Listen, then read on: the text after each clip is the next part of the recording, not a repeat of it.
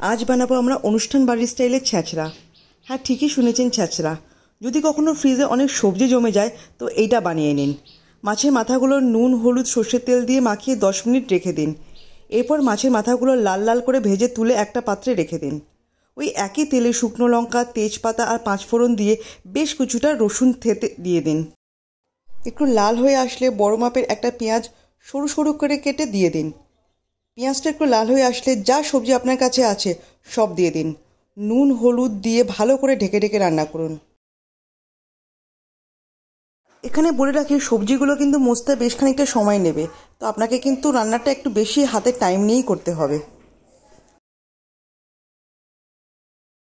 সবজিগুলো একটু মজে আসলে হলুদ, লঙ্কা আর জিরে গুঁড়োর একটা পেস্ট বানিয়ে দিয়ে আবার কিছুক্ষণ রান্না করুন। রান্নাটা কিন্তু মাঝারি বা হাই ফ্লেমে হবে।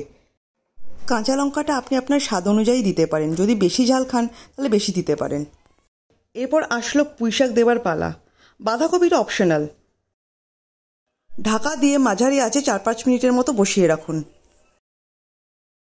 আবারও জল দিয়ে ঢেকে ঢেকে রান্না করতে হবে।